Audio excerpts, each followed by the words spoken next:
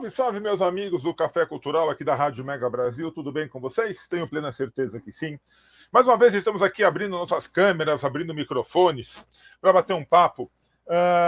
Dessa vez juntando a finalidade da Rádio Mega Brasil, que é uma rádio da área de comunicação essencialmente, com a questão da cultura, com a questão da literatura, que é uma coisa que eu gosto muito de fazer. Eu estou aqui com o meu mais novo amigo, professor Nino Carvalho, a quem eu quero agradecer demais a presença aqui no Café Cultural, mas eu não quero mudar o estilo do programa por tua causa, Nino. Eu quero saber o seguinte: quem é Nino Carvalho por Nino Carvalho? Muito bem, obrigado, Sérgio. Obrigado, Sérgio. Obrigado a todos aí da Mega Brasil. Pronto, olha, então, tem um lado profissional, obviamente, né? Então, eu sou professor, tanto em Portugal quanto no Brasil, sou consultor também de marketing estratégico, sou um grande estudioso, né? E adoro ler, sou muito nerd em relação a marketing, mas também sou pai de 2 crianças, de 3 cachorros e casado com a Lilian. Ai, que maravilha! Que na verdade é a parte mais gostosa e que te dá mais trabalho, né? Mas tudo bem, mas o importante é que é o mais gostoso. Nino, quando me mandaram o material do teu livro, eu lembrei, eu tenho já alguns anos aí dentro desse mundo maravilhoso da comunicação, do marketing, da comunicação corporativa como um todo. Eu me formei em jornalismo, até porque na época era difícil explicar o que era marketing para minha mãe. Quando eu fui falar para minha mãe que eu vou fazer marketing, ela, o que é isso? Eu falei, acho que eu não vou fazer. Se eu não consigo explicar nem para minha mãe, não vou ser um bom profissional de marketing. Mas depois eu vim complementar a minha formação em comunicação com 2 pós-graduações em marketing, uma pela grande Escola Superior de Propaganda e Marketing, a SPM, aqui de São Paulo, onde minha esposa trabalha, então eu tenho um carinho especial pela SPM. E eu sou da época da SPM, lá dos primórdios da SPM, estamos falando década de 80, década de 90, por aí. E eu lembro que a gente estudava muito os 4 P's do marketing, né? O que era marketing e as definições, as implicações do marketing no dia a dia da empresa, definindo produto, definindo praça, definindo os 4 P's. Daí eu me formei, fiz a pós-graduação em marketing, e aí eu fui ver depois, os livros estavam com 5, 6, 8, 15, 35 P's. Falei, meu Deus do céu, eu não entendo mais nada. E aí vem marketing digital, marketing daquilo, marketing... Eu falei, gente do céu, a cabeça da gente explode. E você está lançando uma obra que justamente rebate tudo isso, né? Volta para um marketing mais raiz, para um marketing que é aquele marketing gostoso da gente praticar. Explica para a gente isso, Nino. Olha, Sérgio, eu compartilho dessa dificuldade de explicar marketing para minha mãe e, na verdade, de explicar marketing para muita gente, né? Porque o marketing, como está lá no livro, ele tem vários significados, até mentira, né? Ou seja, isso que o Nino e o Sérgio estão falando é de verdade mesmo ou é só marketing? Né? Exato. Então, a gente tem que sempre tomar cuidado. Mas, olha, a SPM, como você muito bem colocou, é uma escola que até hoje é muitíssimo bem falada, famosa, tem parceria com universidades aqui da Europa, por acaso. Sim. Sabe? E foi berço de muita coisa importante para o marketing no Brasil. Então, obviamente, você foi muito bem informado.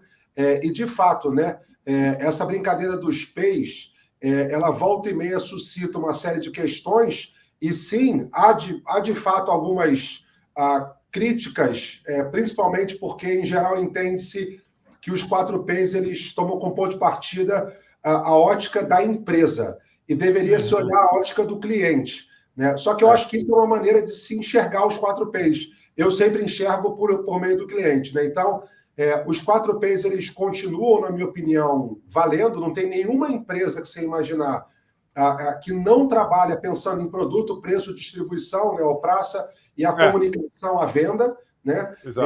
Entretanto, como hoje em dia quase tudo é serviço, o que eu faço é serviço, o que você faz é serviço. Então, são os 7 P's, né, que começaram na década de 80.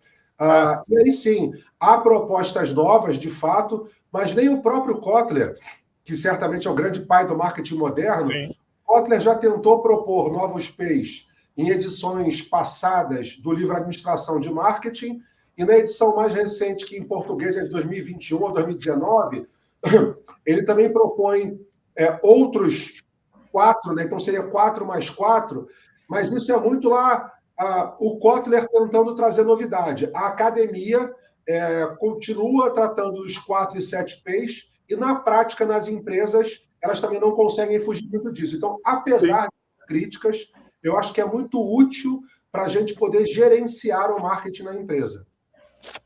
Na verdade, eu acho que assim, para mim é o seguinte, base é base. Eu acho que é o seguinte, tudo tem que partir de um local, tudo tem que partir de uma raiz, tudo tem que partir de alguma coisa para que a gente possa começar a entender o processo. E daí, e realmente, uma coisa que você coloca no teu livro, que é muito verdade, começaram a surgir gurus de marketing, né? E na verdade é coisa assim, né? Que é muito gostoso, né? Marketing, querendo ou não querendo, é muito gostoso. Falar, a comunicação é uma ciência maravilhosa, todo mundo adora, se acha um grande comunicador, e para ser um comunicador fraquinho, você precisa estudar muito. Para ser um grande comunicador, então, é complicadíssimo. Como é que é isso, Nino? Esses gurus que surgiram, principalmente com o advento das mídias sociais, da disseminação aí, da abertura da internet. Hoje em dia tem guru de marketing para tudo, né? Marketing culinário, marketing de moda, marketing disso, marketing de beleza. Isso é uma loucura esse negócio. Olha, tem guru realmente para tudo, em tudo quanto é área, né? Não falta guru para quem gosta. No nosso campo, Sérgio, isso começou, na verdade, na área de gestão, lá com o Peter Drucker, né? O Peter Drucker foi talvez o primeiro guruzão, e, entretanto, ele não era... Ele não caía muito para a picaretagem que tem hoje. Ele era um guru no sentido de querer dizer que tinha como se resolver problemas complexos de forma fácil, então ele adaptava a linguagem, tentava simplificar modelo. Então ele tem muita contribuição boa, mas ele também tem muita culpa de ter deixado assim algo positivo, que seria, por exemplo, uma multidisciplinaridade, mas isso ficou muito abertão. E aí, na década de 80, começou a crescer bastante isso.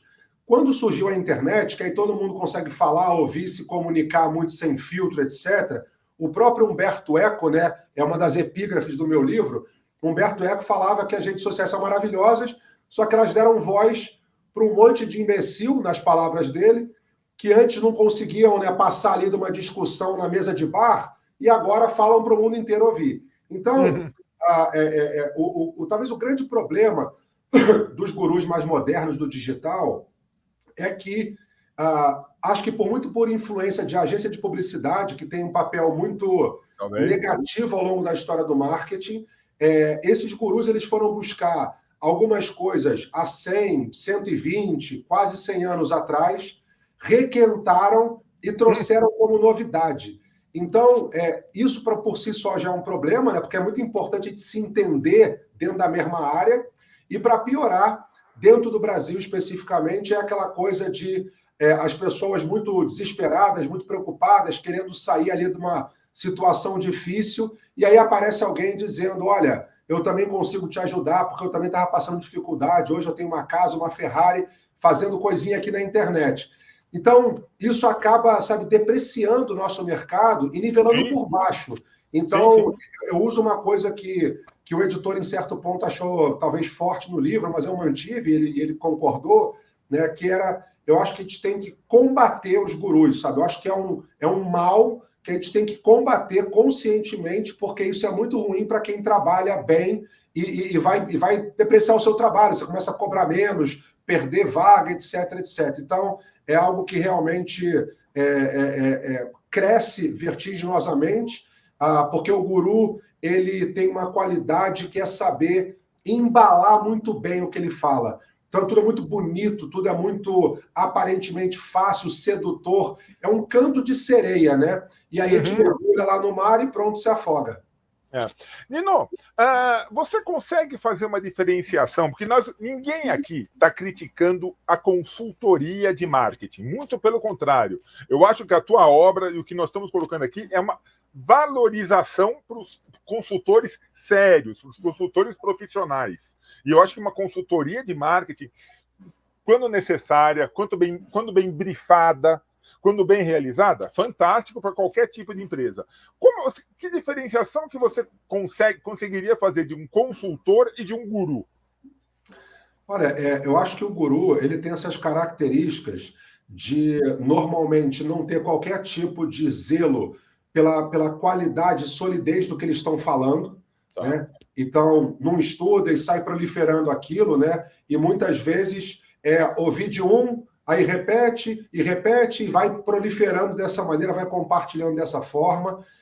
Tem essa questão também de muitas vezes não serem pessoas, nem academicamente, nem de mercado, da área. Né? Então, tem muita gente, né, fala de marketing digital e sequer é daquela área, não tem autoridade qualquer para poder falar.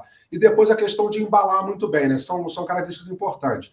É óbvio que, como em toda profissão, existem consultores que são gurus, ou seja, não tem estofo, não tem background, embalam muito bem. Né?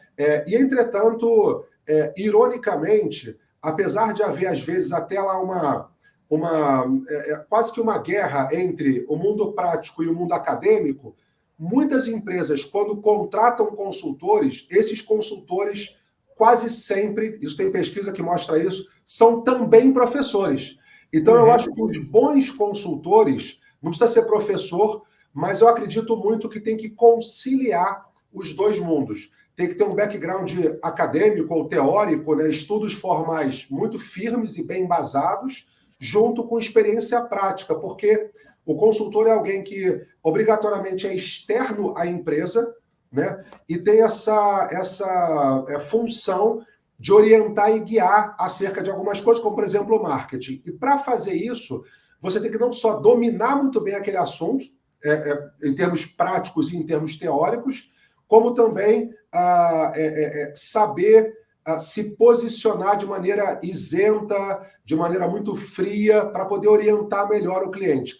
Então, há certas características que definem um consultor, outras que definem um guru, e aí eu acho que a gente consegue separar bastante. Embora, sim, em alguns momentos isso se junta, e aí o cliente, a empresa incauta, né, leiga, acaba, sabe, comprando lá joio por trigo, né, aquela coisa toda. Eu coloco também que o guru, normalmente, é aquele cara que vai dar uma palestra. A empresa tem determinado evento, e aí, não, vou contratar tal cara que é famoso por algum motivo, ele vai vir aqui, vai dar uma palestra de 2 horas, 3 horas, vai ganhar uma fortuna dando essa palestra, vai virar as costas e vai embora. E claro, sempre tem alguém na plateia que vai falar, nossa, você viu o que ele falou, que maravilha. Quando, na verdade, a grande maioria está assim, esse cara veio fazer o quê aqui, né? Além de ganhar dinheiro. Olha, claro que você tem palestrantes aí, profissionais muito bons também, para um cara, etc. Mas essa pegada do guru, ainda bem, Sérgio, eu tenho percebido o seguinte, na plateia, cada vez mais tem gente que já percebe que ali é uma coisa, uma picaretagem, uma fanfarronice, só que aquela pessoa que fica com o olho brilhando, porque de fato, se você vai em alguns eventos de marketing digital hoje em dia, desses grandes nomes populares, parece ali uma Disney, né? É uma coisa maravilhosa. A produção é realmente, sabe, de ficar a boca aberta, né? É de encher os olhos, né? Literalmente, encher os olhos, mas para por aí, né? Exato. Bom, e aí você fica ali vidrado, só que eu já vi muito o seguinte, ó. A pessoa sai da palestra quase que flutuando de tão encantada, maravilhada. Passa 2 dias, aí o cara fala assim, ô Nino, mas vem cá, aquele fulano não falou nada de e-commerce, né? Por exemplo, né? Um assunto. Porque, então, depois que passa aquela magia e você vai ver ali o que sobrou, não acontece realmente nada, né? Eu já tive problemas, inclusive, na época que eu era da FGV como coordenador, eu tive problemas de haver lá um professor que a gente convidou e eu desconfiava que era um pouco nessa linha muito superficial, mas pronto, eu vi os colegas lá e tal, e o efeito foi exatamente esse. O professor foi avaliado com nota 10 por 100% dos alunos, ficaram maravilhados. 2, 3 dias depois, o representante de turma entrou em contato comigo, falando assim, Nina, a gente queria conversar. Fomos conversar e eles falaram assim, olha, de fato, a gente avaliou com 10, o pessoal ficou ali, sabe, completamente hipnotizado, e, entretanto, um conversa com o outro depois e vai tentar colocar em prática, e, cara, a gente não viu nada do tema que era para ver. Não tem nada, é por aí mesmo, é isso mesmo. Não, e que bom, né? Que bom que o mercado majoritariamente está ficando mais vacinado, né? Isso é muito positivo. Sim. Agora vamos entrar um pouquinho no mais marketing, menos guru. Como que veio a ideia de fazer esse livro? Qual que foi a tua principal intenção? Que ajuda que você... E é uma grande ajuda, já adianto que é uma grande ajuda que você traz para esse mercado com esse guia, né? Na verdade é um guia, né? É mais do que um livro, é um guia. Olha, mestre, obrigado. Eu acho que o que aconteceu foi o seguinte: eu convivo com gurus já há muito tempo, eu trabalho com internet desde 96, né? Ah, E isso, os gurus, de alguma forma, já existiam com outro formato, né? E eu, no papel de educador, porque eu acho que antes de ser consultor, eu me enxergo como educador e professor, e levo muito a sério. Eu vim de uma família de educadores, né? muito bom. Então, como educador, e também por ser apaixonado pelo marketing, por história, quando eu vi algumas coisas que não soavam bem ao ouvido, né? Ou então eu falava, não, isso aí que o fulano está falando que é uma grande novidade, eu já vi esse troço aí. Aí eu ia buscar mais a fundo. E aí, nesses mergulhos de ir mais a fundo, voltar ao passado, e tentar, às vezes, achar a fonte, né? Então, olha, quem criou aqui o AIDA, que é a base dos funis, foi o fulano. Aí eu ia tentar ver os textos do fulano, de não sei quanto tempo atrás, para poder ler o que ele falou sobre aquilo. E aí você começa a ver muito claramente que é uma maluquice completa, né? Inclusive recheada de pessoas que plagiam outros e tal, né? Então realmente é muito Sim. grosseiro. Só que eu achava que essa pegada crítica e histórica do marketing não interessava a ninguém. Na verdade, uma grande frustração que eu tive foi quando eu vim para Portugal para fazer doutoramento. Eu queria estudar justamente algo nessa linha, olhando para a história do marketing em Portugal, e eu não ganhei nenhuma atenção dos orientadores, né? Então eu fiquei muito desmotivado. Só que aí, como eu era realmente apaixonado por aquilo, eu comecei a falar alguns dos casos, principalmente tentar tirar algumas polêmicas em sala de aula. E aí os alunos ficaram realmente, gostaram muito daquilo, e eu fui cada vez falando mais, até que eu falei assim, bom, vou fazer então um livro sobre isso. E aí o livro, ele era para ser assim, um volume muito maior, né? Uma coisa bem grossona. Eu escrevi quase 100 capítulos, né? Louco. Uns muito fortes, né? Uns que talvez eu deveria terminar melhor, porque eles foram difíceis de escrever e tudo. Só que, justamente por ser uma temática que é muito diferente de qualquer outra abordagem que você vai ver em marketing, até nos negócios, seja pela pegada histórica, seja por tentar desvendar polêmicas e falácias, trazer curiosidades, quebrar mitos, né, e tal, conversando, né, com tanto uma consultora editorial que me ajuda, quanto a DVS lá, a editora, a gente falou assim, olha, vamos lançar vamos ver o que o pessoal acha, uma coisinha mais curta de 30 capítulos, e aí, sendo bem recebido, depois lançam 2, 3, e vai fazendo assim. Então foi um pouco nessa linha. De todo modo, eu acho que foi muito prudente ter feito isso, porque alguns dos temas são extremamente controversos. Por exemplo, você deve ter visto, Sérgio, que eu tenho um capítulo que fala sobre mulheres e marketing e o sobre negros e marketing. Esses dois capítulos foram muito difíceis de fazer, particularmente o dos negros e marketing, porque eu faço uma comparação dos negros na época da escravatura e como é que eles eram literalmente tratados como um produto, como a gente trata um mouse, um lápis. Então, a escrita foi muito pesada. Aí o das mulheres eu peguei mais leve. Só que eu tinha outras coisas também fortes. Eu tinha muita coisa falando e dando nomes a empresas, porque tem muita empresa que se especializou em ser mau caráter mesmo, né? E aí falar essa coisa de ESG, de marketing humano para humano. Isso é um discurso que, quando você vai cavucar e vai ver mais da história daquela empresa, você Não fala tem assim, nada. Exatamente. Sabe, tem empresas que são muito ruins para o mundo, né? Então eu acho que, como é um livro que tem muita emoção envolvida, e ele também desperta muita emoção, talvez tenha sido prudente e mais light, né? Então, esse primeiro, eu acho que ele é forte, mas ele é um primeiro, vamos dizer, mais seguro, né? Para se começar. Não, muito bom, muito bom. E aí você falou tudo, Nino. Meus mais de 30 anos aí no mercado, eu já vi muita gente assim, não, vamos trazer o CEO, o presidente, ou o diretor de marketing de tal empresa. Mas por quê? Não, porque essa empresa é um sucesso. Eu falei, tá, é inegável que essa empresa seja um sucesso, ela é muito bem colocada. Agora, alguém já peneirou essa empresa para ver se realmente como ela trata seus empregados, como é o relacionamento dela com clientes, como que é o relacionamento dela com o ponto de venda, quanto que ela devolve para a sociedade de tudo isso que a sociedade... Não, mas não interessa, mas olha o nome da empresa. Eu falei, amigo, nome por nome, tem o meu. Assim como profissionais. Não, esse cara aqui ele é um corredor medalhista de ouro na Olimpíada. Falei, aí? Não, esse aqui é um técnico. Olha, ele ganhou tudo na carreira. Falei, sim, ele é um técnico de futebol, técnico de vôlei, técnico disso. Agora, ele vai vir aqui a nossa empresa. Nós vamos poder aproveitar essa experiência, ou ele vai saber trazer a diferença de ser um técnico de futebol na beira de campo para um ambiente. Ah, não, mas ele soube construir a equipe. Sabe, de vez em quando a gente fica sem argumentos, né, para falar dessas empresas, desses profissionais, ótimos profissionais na área deles, mas que não vão acrescentar nada se a gente trouxer para falar para a nossa empresa. Sérgio, isso aí é uma coisa muito legal, porque também vem lá, talvez, da década de 80, essa espetacularização de tudo, né?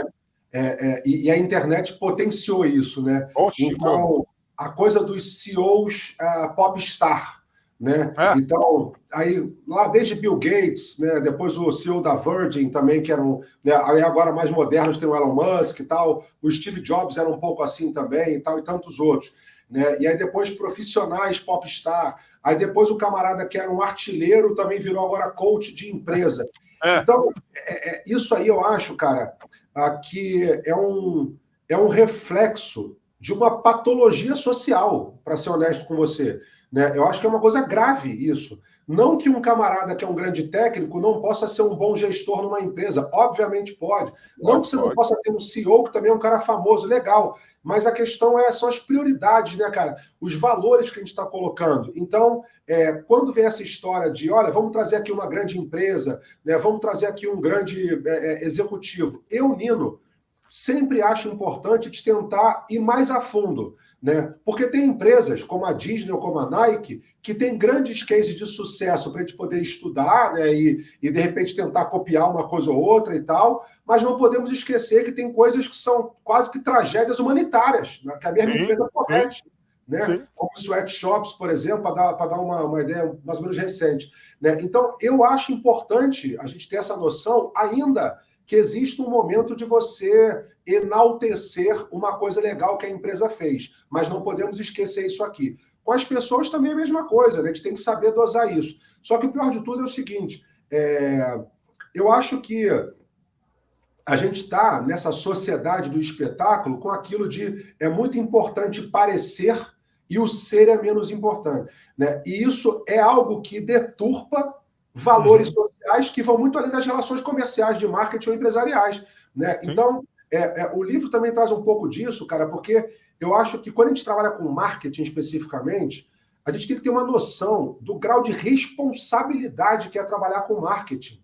O marketing pode fazer com que pessoas consumam um produto safado, podem fazer com que a gente vote num político que vai arrebentar com alguma coisa, né? Mudar a opinião pública. Então, o marketing é muito poderoso, né? O marketing, por exemplo, diz qual é o estereótipo de uma menina bonita, diz o que o homem tem que fazer, qual é o papel dele na sociedade e tal. Então, quer dizer, são coisas, cara, que a gente, se não tiver responsabilidade, a gente causa danos que podem ser, assim, de certa maneira, até incomensuráveis, pelo fato de ser difícil de mensurar realmente, né, o impacto. Verdade. Então, eu acho que a gente tem que tentar reequilibrar isso. Nada contra empresas famosas ou profissionais famosos, atletas ou de mercado. Legal. E acho que tem há muitas potenciais trocas interessantes. Beleza. Mas, por um fulano ter sido alguém de sucesso, sei lá, no mundo da música, não significa, por consequência obrigatória, que ele vai se dar bem gerenciando uma equipe no ambiente de trabalho, né? Pode ser que sim, pode ser que não. Da mesma maneira, um cara que é um bom jogador de futebol não necessariamente vai ser um bom técnico, né? Então, exato. Cuidado.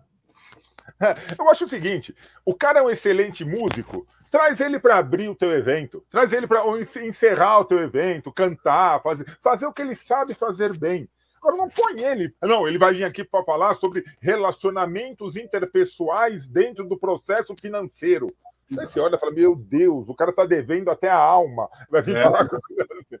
Assim como você falou de estereótipos, eu lembro de empresas que já me pediram, quando eu trabalhava em agência, não, eu quero um palestrante, eu quero um CEO, eu quero alguém, mas ele tem que ser grosseiro. Eu quero que. Não tem o cara lá que ele ficou famoso porque ele xinga, porque ele bate, não sei o que lá, e ele consegue resultados estimulando as equipes. Eu ficava olhando, eu falava, meu Deus do céu. É isso que você quer para a tua equipe? Você quer que a tua equipe seja gerenciada no chicote? Exato. Não, isso é muito comum, Sérgio, até hoje. Na área comercial, isso não é incomum, né? Sim, sim. Inclusive, muitas empresas comercialmente agressivas, elas acham que é positivo a equipe trabalhar dessa maneira muito de bater, né? Só que, olha, bom, para começar, eu não conseguiria nem fazer isso também com alguém. É claro que às vezes a gente está um pouco mais de pá virado, um pouco mais nervoso, etc., né? Mas eu acho que esse tipo de coisa não tem que ser sequer permitido hoje em dia, né? Isso aí tem um legado, né? Tem um legado também histórico, né? Se você for pegar aí lá no início da administração científica, lá com Taylor, com Fayol, com Ford, então tinha lá os engenheiros que tomavam conta de tudo, e o resto era massa humana, ficou doente, sai porque tem outro, paga mal e trabalha explorando ao máximo e tal. E aí tem uma série de outras questões, inclusive que não tem a ver com marketing, sociológicas e tal, que perpetuam esse comportamento dentro da organização. E para piorar, em alguns casos, e eu também já passei por isso, inclusive como funcionário lá no passado, em alguns casos é aquela coisa, né? Você está sendo tratado mal, e aí ou você não pode ter outra opção, você tem que pagar a conta, então você abaixa a cabeça, né? Ou então é aquela coisa, olha, mas eu não vou aqui reclamar, porque afinal eu estou na empresa tal, né? O que eu quero mais? Eu tô. Então, é algo que é algo muito difícil, cara, de ser tratado, porque você vira para uma pessoa e fala assim, cara, como é que você aceita isso? Sabe? Vai reclamar lá no RH, vai denunciar, vai. Aí a pessoa fala assim, cara, eu não posso perder esse emprego, né? Então é muito cruel isso. E o pior de tudo, Sérgio, é que eu não vejo esse tratamento, que ainda ocorre, como eu havia falado, acontecendo em castas mais altas, né? A pessoa ela bate de frente lá com quem é subalterno, em geral, quem está bem abaixo da cadeira, né? Agora, com outro diretor, falar com o CEO, aí o pessoal amansa, né? E aí também, só para poder concluir isso aqui, ainda ocorre também muito esse tipo de tratamento desigual, covarde, de certa forma, de homens para mulheres. Sim, né? sim. Aí eu quero ver mexer com um cara do teu tamanho e do meu tamanho, aí já não é diferente. né? Então, realmente é uma desgraça, mas que, enfim, eu acho que está diminuindo, mas segue acontecendo, não acabou isso. Eu falo muito aqui no Café Cultural, eu entrevisto diversas autoras que falam sobre essa questão da valorização da mulher como profissional, como pessoa, tudo. Eu falo, gente, nós estamos no ano de 2024. Eu me sinto mal tendo que falar sobre isso, mas eu tenho que falar sobre isso. Assim como eu me sinto mal tendo que ainda falar sobre falta de ética, sobre questões sobre moral. E são coisas que, infelizmente, parece que o mundo... os anos passam e a gente não consegue evoluir. Infelizmente, a gente não consegue evoluir como sociedade. Mas, Sérgio, que bom que você continua falando disso por um lado também, porque você também podia falar assim, porra, eu não acredito ter falado disso. Não vou falar mais nada, né? Então, que bom que você fala isso. Né? Eu também trago em tudo quanto é aula também minha, tem sempre questões ligadas a isso. Né? Eu não tenho, por exemplo, em cursos que eu coordeno, de MBA e tal, eu não tenho uma disciplina que é, por exemplo, ética. A ética está em tudo quanto é... Está em tudo, lugar, exato. Né? Então, eu acho que... cara, a única maneira de a gente combater essas coisas que te discorda aí é a gente tentar se educar, né, a nós mesmos e também contaminar outros positivamente, né? Dando eu até falo assim, olha, em vez de acreditar no que eu estou falando, vai procurar você mesmo as fontes, os autores que eu estou sugerindo e tantos outros para que você tenha suas conclusões. Mas, de fato, quando você pega um caso de uma Americanas, pega caso de trabalho análogo à escravidão lá com as vinícolas lá no sul, você fala, cara, 2024. Né? E aí só é um problema aquilo quando descobrem. É um problema. E não só isso. Você tem empresas que têm comportamentos diferentes de acordo com o mercado que ela atua. Então, por exemplo, houve uma empresa nórdica que no Brasil fez um tubo, uma canalização, né, de quase 2 quilômetros subterrâneas para poder despejar, né, detrito lá da fábrica dela em Rio. Uma nórdica. Só que lá no país dela, você tem não só multas pesadíssimas, como os caras já estão no nível que não pode nem colocar papel de bala no chão. Grandes produtoras de perfume lá, tipo uma Yves Saint Laurent, uma Estée Lauder da vida. Né? Então, também tem todo um tratamento, né, seguindo lá uma certa legislação, por exemplo, na Europa, então no Brasil, nos Estados Unidos, só que eles contratam criança na África para fazer a colheita de flores. Não, mas porque lá é permitido, lá não tem esse problema de trabalho infantil, existe brecha na lei. Como a Nike falava dos sweatshops, é inacreditável, né? Então, tem que denunciar, tem que compartilhar, sabe? Para que a gente não esqueça, né? Então é aquilo. E é difícil, Sérgio, porque algumas dessas empresas, elas estão tão presentes no nosso dia a dia, que você fala assim, cara, como é que eu vou parar de comprar nessa empresa que faz safadeza se eu compro dela pasta de dente, maionese, ração para cachorro? É difícil, cara, a gente está muito preso a essas coisas todas, né? Mas, de fato, é tentar fazer essas mudanças aos poucos, porque são empresas extremamente poderosas, com margens de lucro altíssimas, que não justifica não ter um tratamento mais zeloso junto à sua cadeia produtiva como um todo, seus públicos, etc, etc. Não, é complicado. Nino, conta pra gente aonde que as pessoas encontram o Mais Marketing Menos Guru. Isso é fácil. Os meus 2 livros, tudo quanto é livraria física, online, já tem formato de e-book, em vários formatos também. Eu costumo sugerir a Amazon, porque a Amazon fica naquele preço dinâmico, tentando sempre ter o mais baixo. Mas a pessoa pode comprar onde ela quiser, obviamente, né? Então tá fácil em todo outro lugar. Em Portugal, por acaso que o novo, esse Mais Marketing ainda não chegou. Ele vai chegar no final do ano, mas o Pende, o primeiro já está nas livrarias físicas e online também. Que legal. E quem quiser conhecer um pouco mais sobre o professor Nino Carvalho, sobre tuas ideias, sobre teu pensamento, conhecer teu trabalho, onde que te encontra nesse mundão sem porteira? Também é fácil. Colocou Nino Carvalho, entre aspas, no Google, vai ter um monte de coisa. Mas eu tenho LinkedIn, tenho Instagram, tenho site, aquela coisa toda, mas é muito fácil. Nino Carvalho, entre aspas, para poder buscar, né, o nome completo, e aí o que tiver lá de Nino Carvalho e marketing é porque é comigo. Legal. E aí você responde, pode te escrever, você responde. Rapaz, olha, difícil, né? É complicado. Mas... A minha equipe que costuma dizer, assim, Nino, olha, cara, você tem que otimizar o seu tempo e tal. E, de fato, toma um tempo tremendo. Mas eu acho muito importante ter esse contato com o aluno, né? Eu fico pensando o seguinte, Sérgio, o cara me procurou, o cara quer estudar, ele está pedindo uma coisa para ler, uma sugestão de um autor, se eu conheço um livro. Cara, eu não consigo não responder. Então, perto de 100% das vezes, nas redes sociais ou no e-mail, sou eu mesmo que respondo. Legal. E respondo quem for, cara. Respondo quem for, porque eu acho muito pateta essa coisa de o cara lá é famoso, aí não responde às pessoas, sabe? Snob e tal. Essa coisa é ridícula, bicho. Aqui todo mundo é humano, cara, sabe? A gente se esbarra na rua aí, tem que ter uma consciência melhor em relação ao próximo. Então, pode escrever que eu respondo. Se eu souber, eu respondo. Se eu não souber, eu digo desculpa, eu não sei. Até porque essa questão de fama é muito relativa, né? Assim, você não começou sendo famoso, você está num momento bom da sua carreira de representatividade. Assim, coisa. Agora, se você não mantiver relacionamento, nesse momento também vai passar rapidinho, né?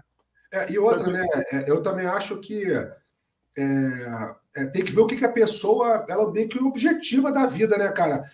Eu acho que essa coisa de ser famoso, né? E aí tem até professores que têm 1.000 alunos. Eu falo assim, cara, olha, eu não consigo dar uma aula decente para 1.000 pessoas.